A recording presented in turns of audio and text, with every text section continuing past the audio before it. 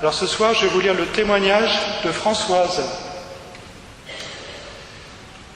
En 2014, mon ophtalmo avait diagnostiqué une cataracte et avait prévu une opération. J'ai temporisé. Et puis, en 2015, ma vue s'est encore détériorée. J'ai repris un rendez-vous avec mon ophtalmo fin juin 2015.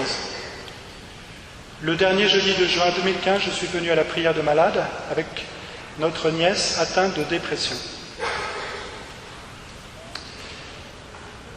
Alors, il y a eu de nombreuses guérisons annoncées, dont celle-ci. Une personne dans l'assemblée a un voile devant les yeux, sa vue est brouillée, le Seigneur l'a guérie et elle retrouve une claire vision. Sur le moment, je me suis dit, tiens, cette personne a la même pathologie que moi, et j'ai oublié, même si je ressentais des frissons dans tout le corps. J'étais tellement focalisé sur les problèmes de ma nièce, donc qui a une dépression, que je ne prêtais plus attention à cette parole, bien que je fusse étonné de voir distinctement la peinture du Sacré-Cœur de Jésus de loin, dont je voyais les détails. Ce n'est que 3 jours après, en oubliant mon rendez-vous chez l'ophtalmo, que je me réveillais en disant à mon mari, « Tu te rends compte ? Je ne comprends pas, j'ai oublié le rendez-vous, c'est la première fois que cela m'arrive, je vais téléphoner pour m'excuser. » Et là, je réalisais que je n'étais plus gêné, que j'avais une claire vision des visages, le voile avait disparu. L'ophtalmo m'a fixé un autre rendez-vous pour septembre 2015. Elle a constaté que la cataracte avait disparu. Je n'avais plus besoin d'opération et ma vue s'était améliorée. J'avais même gagné quelques dixièmes. Je lui ai donc témoigné de ma guérison à Saint-Nicolas-des-Champs et des nombreux frères et sœurs qui priaient.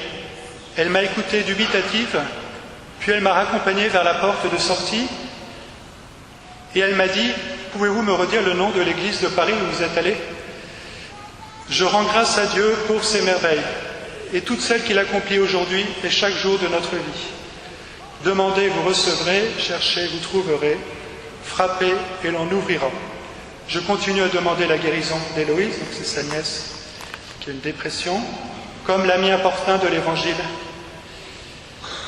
Voilà. Que ta volonté soit faite, Père. Françoise.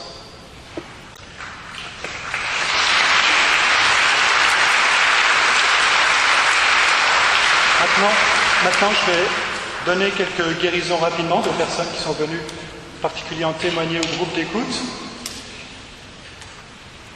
Alors, en octobre 2015, suite à une parole de connaissance, Claire a pu déposer son passé devant Jésus comme un paquet cadeau. Depuis, elle ne souffre plus de spasmophilie, c'est-à-dire de différents symptômes nerveux. C'est la première fois que Claire venait à la prière des malades.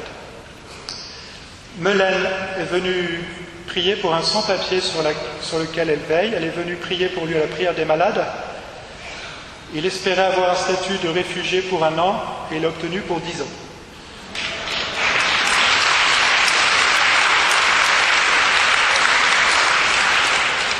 Alors Laurent est venu de Rennes prier pour son épouse qui avait des saignements importants et quasi continus depuis 2012. Une opération urgente avait été décidée. Le 7 janvier, il entend une parole de connaissance, donc quand il est venu à la prière des malades, annonçant la guérison d'une femme ayant des saignements importants. En rentrant chez lui, il n'ose pas en parler tout de suite à son épouse. Mais il le fait quand même, 2 ou 3 jours après, et alors elle lui révèle qu'elle n'a plus de saignements depuis quelques jours, et les examens qu'elle a fait ensuite ont montré que tout était rentré dans l'ordre, donc elle n'a plus besoin d'être opérée. Merci Seigneur.